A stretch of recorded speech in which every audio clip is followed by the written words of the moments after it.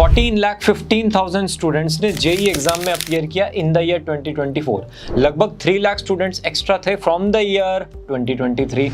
जैसे ही JEE mains का result आया, एकदम से सब बच्चों की सांसें रुक गई कि भाई इतनी पढ़ाई कर रहा है हर कोई। मोर देन 50 स्टूडेंट्स के 100 परसेंटाइल आए हैं। जितने भी स्टेट टॉपर्स हैं ना, चाहे दिल्ली, आंध्र प्रदेश, तेलंगाना वगैरह वगैरह, हर जगह पर स्टेट टॉपर 99 परसेंटाइल से ज्यादा स्कोर लाया है। जैसे ही ये स्कोर देखा, सबकी सांसें एकदम रुक गई।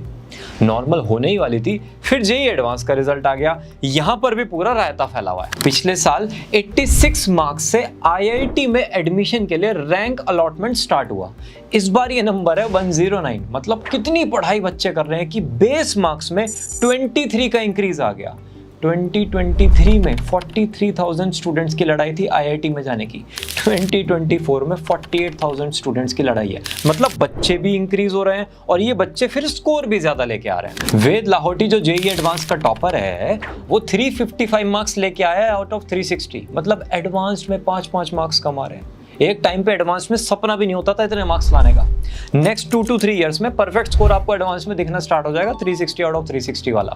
भाई कट ऑफ भी हाई है, ठीक है, मार्क्स भी बच्चे बहुत सारे ला रहे हैं, स्टूडेंट्स भी इंक्रीज हो गए, कोई स्कैम भी नहीं हुआ जैसे नीट में हुआ ही हल्ला मचाया हुआ है। तो दिल को तसल्ली नहीं मिल रही कि जेई में ये सब कैसे चल रहा है। भैया अंदर ना फोमो आ रहा है बहुत तेज वाला, समझ नहीं आ रहा क्या करें, कैसे करें, क्यों करें। क्या रीजन है कि बच्चे इतने मार्क्स ला रहे हैं और इतनी अच्छे रैंक्स ला रहे हैं। देखो 3 मेन रीजंस हैं, एक एक करके हर रीजन को चेकआउट करते हैं। Reason number 1, democratisation of education. भाई मेरी गली छोड़कर एक अंकल रहते थे, उनका लड़का स्कूल में जाता था पढ़ने, फीस थी 500 रुपीज पर मंथ। कुछ जगह पर ना स्पेशल स्कूल्स होते हैं जहां पर पढ़ाई बहुत ही तकड़ी है और फीस कम है, ठीक है, तो वो पेरेंट्स प्रीफर करते हैं कि भाई पढ़ने वाले स्कूल में भेजेंगे, हमें फीस से मतलब नहीं है। वो वाला स्कूल था।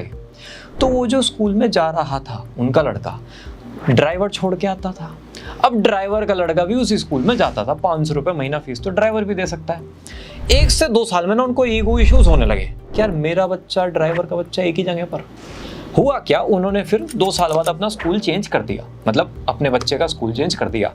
ये लड़ाई ऑनलाइन में नहीं है, ऑनलाइन में वही अंकल का बच्चा और ड्राइवर का बच्चा सेम कोचिंग से पढ़ रहे हैं, क्योंकि दोनों अपनी अपनी जगह पर है, उनका एनवायरनमेंट चेंज नहीं हो रहा। एक एसी में पढ़ रहा है, एक लैम्प के अंडर में पढ़ रहा है। प्रॉब्लम ये है कि जो ऑफलाइन के इश्यूज थे ना, वो ऑनलाइन में रहे ही नहीं। यहां से एजुकेशन में ट्रू डेमोक्रेसी आई है। जो टॉप नॉच टीचर्स थे, जो पहले कोचिंग्स में या फिर टॉप नॉच स्कूल्स में अवेलेबल थे, अब वो हर बच्चे के पास अवेलेबल है। सारे स्टूडेंट्स अब बराबर हो चुके हैं। प्रोसेस चार्ट देखो एक बार। 3 लाख रुपए की कोचिंग थी, 15 साल से चल रही थी। ऑनलाइन आया, पहले ऑनलाइन था महंगा, क्योंकि ऐप वेबसाइट बनाने में करोड़ों रुपए लगे थे। लेकिन जैसे जैसे स्टूडेंट्स ने कोर्स परचेज करने स्टार्ट किए, ऑनलाइन सस्ता होता चला गया। लाखों बच्चे आए तो ऑनलाइन फिर बहुत सस्ता हो गया।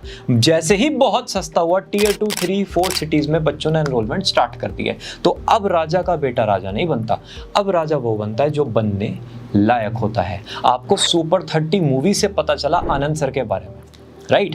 पहले नहीं पता था ना, उस मूवी से बहुत ज्यादा क्लैरिटी हो गई। सेम केस में पहले बहुत ही अच्छे टीचर अपने रूम में या फिर अपने कोचिंग इंस्टीट्यूट में पढ़ाते थे, 100, 200, 500 बच्चों को पता चलता था। बस उसी इंस्टीट्यूट में कैमरा लग गया, लाखों बच्चे अब उनके कॉन्सेप्ट्स को, उनकी थ्योरीज को, उनके शॉर्टकट्स को स्टडी करते हैं और इसी वजह से उनका भी अब सिलेक्शन परसेंटेज इंक्रीज हो रहा है। 3-4 हज़ार रुपए में पूरे साल की कोचिंग। कोई कॉन्सेप्ट अगर समझ में नहीं आया तो भैया फिर रिकॉर्डिंग देख लो। पहले तो टीचर के पीछे भागना पड़ता था, सर एक बार और समझा दो, सर समझ नहीं आया सर प्लीज। वो सब टेंशन चली गई। कोई स्ट्रेस नहीं रहा कि भाई दिल्ली, बॉम्बे, कोटा में पढ़ने जाना है। सारी क्लासेस आपके पास घर में अवेलेबल है। कंक्लूजन क्या आया, जो बच्चा मेहनती है और काबिल है वो ही अब जेई क्लियर कर सकता है। ये गरीबी, लाचारी, भूखमरी, ये वाले एग्जाम्पल जो आप देकर वो सिंपैथी ले लेते थे ना, वो सब अब नहीं चलेंगे। और ये जो कंपटीशन है ना बाबू, ये हर साल इंक्रीज होता जाएगा। आप नेक्स्ट ईयर देखना 1 to 2 लाख स्टूडेंट्स आपको 110% इंक्रीज्ड मिलेंगे। दूसरा सबसे बड़ा रीजन मार्क्स ज्यादा आने का है, पिजन सिंड्रोम। भाई कबूतर ना बिल्ली को देखकर आंखें बंद कर लेता है कि मुझे कुछ नहीं होगा, अब तो मैं सेफ हूँ। 5 मिनट बाद कबूतर रेस्ट इन पीस हो जाता है। वही सेम हमारे साथ चल रहा है। क्लास में एक बच्चा जेई की कोचिंग लगा ले, फिर पीटीएम होगी, पेरेंट्स का डिस्कशन होगा, पता चलेगा जी सार्थक तो जेई की कोचिंग जा रहा है, यही बनने का इंजीनियर। बस धीरे धीरे धीरे धीरे with in a month each and every student of the class उसी कोचिंग में जाना स्टार्ट कर देंगे। वो बचपन का हैबिट जो है ना वो निकला नहीं अभी दिमाग से कि भाई फर्स्ट सेकंड क्लास में तो स्विमिंग सिखाओ, जरूरी है एक्स्ट्रा करिकुलर, फिर थर्ड फोर्थ में डांस सिखाओ, फिर फिफ्थ सिक्स में हम इसको क्रिकेट भी कराएंगे, फिर सेवन्थ एट्थ में ये स्टोरी बुक्स भी पढ़ेगा, और जैसे ही 9th 10th आए सब छोड़ो साइड में, एकदम से जे की कोचिंग में लग जाओ। यही है इंजीनियरिंग ही तो है जिसके बारे में तुम बचपन से सोच रहे थे। वो जो रिक्शा वाला कॉन्सेप्ट था ना कि एक रिक्शा गली में आ रही है, वो अबैकस की क्लास लेके जा रही है, तो चलो साथ हो जाएगा मेरे दोस्त का, और मैं भी जाऊंगा ये भी जाएगा, सारे साथ में ही अबैकस चलेंगे। वही सेम रिक्शा हमने जेई में लगा दी कि ठीक है तू भी जा रहा है, इसको भी साथ ले जाइए, ये भी तेरे बहाने कुछ पढ़ लेगा। अब मजाक चल रहा है क्या? अगर ऐसा करेंगे तो कंपटीशन तो इंक्रीज होगा। अगर इतने बच्चे एक जगह पर जाके घुसेंगे तो कंपटीशन तो इंक्रीज होगा, मार्क्स भी ज्यादा आएंगे, ऑटोमेटिकली दिक्कत तो होगी। Last and final reason competition increase होने का है कि कुछ ना कुछ तो हो ही जाएगा जेई से। भाई बच्चे के दिमाग में क्या है कि नीट ना हुआ तो प्राइवेट कॉलेज में एडमिशन के लिए 1 करोड़ रुपए देने पड़ेंगे, लेकिन अगर जेई ना हुआ तो कोई बात नहीं, आईआईटी की जगह एनआईटी चले जाएंगे, एनआईटी की जगह triple IT, GFTI, private college, कुछ ना कुछ तो जिंदगी में सेटिंग हो जाएगी। आ जाओ बच्चों आ जाओ, तुमसे ही बात करने वाला हूँ अब। इंस्टा पे तो लिख दिया फाइटिंग फॉर दी बेस्ट, लेकिन जैसे ही करियर का टाइम आया बस कुछ भी मिल जाए हम तो उसी में खुश हो जाएंगे। ओ भाई मान लिया इंजीनियरिंग तुम्हारी बेस्ट है, बढ़िया इज्जत मिलती है, लेकिन और करियर में भी ठीक ठाक इज्जत है। चलो इंजीनियरिंग से ज्यादा नहीं है तो इंजीनियरिंग से कम भी नहीं है। डिजाइन, लॉ, मास कॉम, फाइनेंस, प्रोफेशनल कोर्सेज, ये वाले करियर नहीं होते क्या? बच्चे इन करियर्स में गए, भले ही नॉलेज कम हो, गए सीखे समझे और करियर बना लिया। ऐसे आप जाओगे करियर बन जाएगा। दिक्कत क्या है इस चीज में? भाई हाई सैलरीज हर करियर में, खाली इंजीनियरिंग में ही नहीं है।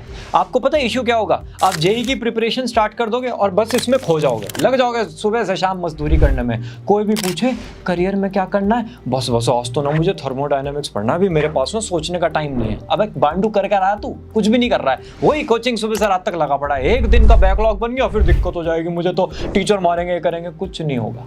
थोड़ा सा बैलेंस्ड अप्रोच लो, थोड़ा सा देखो तो सही जिंदगी में जेई के अलावा और भी करियर्स हैं, उन पर ध्यान देने की कोशिश करो। एटलीस्ट ट्राई तो मारो। जहां पर ट्राई मारोगे वहां पर अपने आप आपको रिसोर्सेज मिलने स्टार्ट हो जाएंगे। आंखें बंद करके अंधेरा नहीं होता, आंखें खोल कर करियर फील्ड को भी देखना स्टार्ट करो। अगर जेई में जाना है, एप्टीट्यूड, पर्सनैलिटी, इंटरेस्ट के अकॉर्डिंग तकड़े तरीके से एफर्ट लगाओ। अगर आपका एपीआई जेई वाला नहीं है देन बहुत सारे other career options PCM oriented and non PCM oriented आपके पास अवेलेबल हैं। अगर जाना है एफर्ट लगेंगे तकड़े, कंपटीशन हो गया ज़्यादा। अगर नहीं जाना है तो ये पूरे जो करियर्स की लिस्ट है इन पर भी ध्यान दो। शानदार लाइफ आपका यहाँ पर वेट कर रही है, और कहीं पर भी डाउट हुआ आपके पास हम अवेलेबल हैं। विद इन 2 to 3 days हम कोशिश करेंगे आपके सारे डाउट्स क्लियर करने की।